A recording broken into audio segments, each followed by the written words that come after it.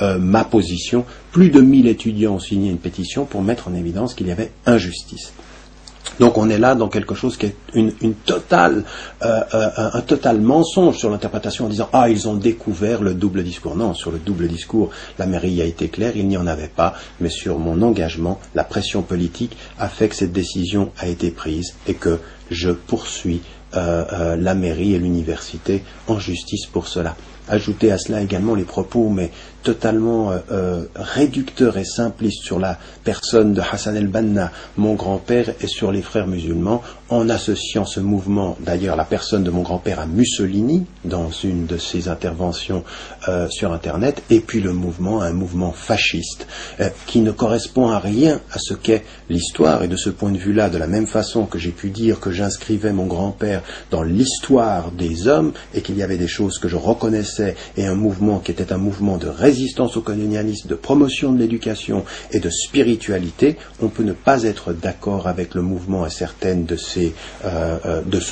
organisations et de ces engagements, mais on ne peut pas faire dire à l'histoire n'importe quoi et procéder par des raccourcis, d'autant plus que en 1946, en 1947, il critique l'évolution extrêmement dangereuse de l'Europe par les nationalismes et le fascisme lui-même dans des textes comme l'un qui s'appelle « Vers la lumière » et « Ce à quoi nous appelons les hommes ». Donc ce sont des textes qui sont de ce point de vue-là extrêmement clarifiants. Et donc on ne peut pas réduire les choses de cette façon-là. Donc ce qu'on ne saura pas à la suite de la discussion, c'est qu'effectivement elle ne cesse de parler de musulmans laïcs, de musulmans démocrates, et on ne sait pas de qui il s'agit. Elle ne précisera jamais de quoi. On a l'impression, au bout du compte, son rejet,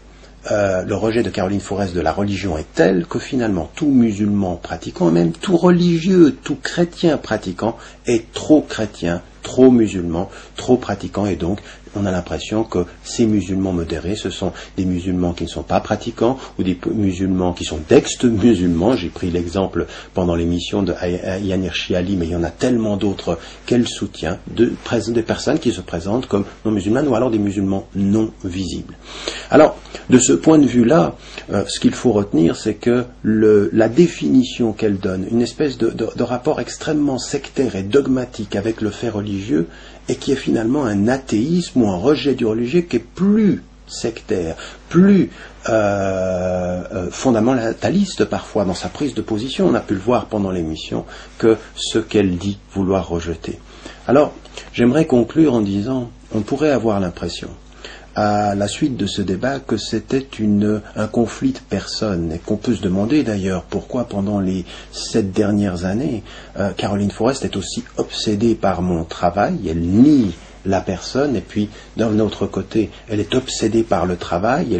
il n'y a pas une ligne, pas un article que j'écris sans que j'ai des réactions après coup de Caroline Fourest. Pourquoi? Est-ce que c'est un conflit de personnes? Eh bien non, et je crois que c'est là qu'il est extrêmement important de comprendre que Caroline Fourest ne travaille pas seule, elle fait partie de ces anciens de gauche, de ceux qui se présentent comme des gens de gauche et qui ont viré sur un certain nombre de thèses, et en particulier sur la question de l'islam, très très très à droite et de façon sectaire. Alors on peut avoir des positions de gauche sur la question sociale, mais quand il s'agit de l'islam, quand il s'agit de l'islam visible, quand il s'agit de la parole musulmane, on est aujourd'hui en phase de mouvement, et on le sait, c'est des groupements qui sont partout et dans tous les pays avec exactement le même positionnement. C'est Paul Berman et Daniel Pipes aux États-Unis, c'est Douglas Murray d'ailleurs qui a reçu Caroline Fourest et qui l'a fait parler ici en Angleterre, et qui est connu de tous comme étant de ce point de vue-là extrêmement dur sur la question de l'islam visible, sur le multiculturalisme. Vous avez de la même façon en France Bernard-Henri Lévy ou Glucksmann, qui sont des gens qui hier se disaient de gauche ou se disent encore de gauche, mais quand vous voyez les positions, elles sont toujours les mêmes. Et qu'est-ce qui est en jeu ici? C'est la présence de citoyens de confession musulmane qui assument leur islam, qui sont pratiquants et qui n'ont aucun problème avec la société. Et au contraire, ils parlent de citoyenneté. Et ce que je fais depuis 25 ans, pousser les citoyens de confession musulmane à être des citoyens engagés, à prendre la parole, à participer au débat politique, à participer à tous les débats de la société. ces musulmans-là, qui ont une conscience politique, qui ont une conscience sociale et qui participent au débat de société, sont dangereux pour des raisons qui sont effectivement des raisons d'émancipation politique, d'émancipation religieuse même, mais aussi parce qu'ils ont une parole politique internationale, aussi parce que de là où ils sont, ils feront entendre la voix des opprimés, et en particulier des Palestiniens.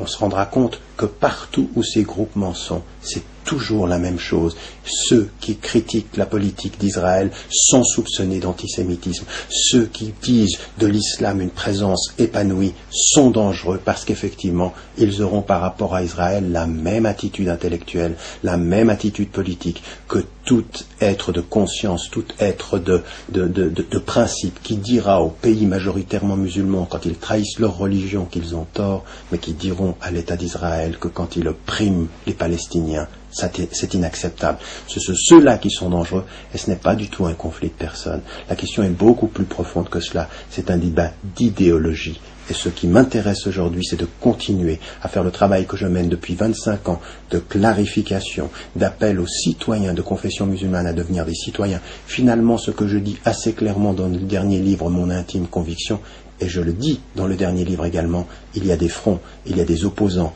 il y a des gens qui ne veulent pas entendre cette parole-là, et la meilleure façon de le faire, c'est de leur couper la parole ou de faire en sorte qu'ils n'interviennent pas dans les forums, à la télévision ou à la radio. Et vous entendrez aujourd'hui Caroline Fourest dire partout, ne l'écoutez pas, écoutez-moi, écoutez mon interprétation, qui est dogmatique, qui est ouvert au débat démocratique, qui est ouvert au débat pluriel. C'est à vous de faire votre choix, mais sans naïveté et avec la conscience de personnes qui lisent ce que les personnes disent et non pas ce que certains commentent quand ils commentent idéologiquement. Merci de cette écoute et j'espère que ces quelques minutes auront permis de répondre à toutes ces personnes qui auraient voulu avoir des réponses plus claires ou en tout cas de comprendre quelle était la position que je pouvais avoir à la suite d'un débat qui finalement a montré qui était dogmatique et qui était prêt au dialogue.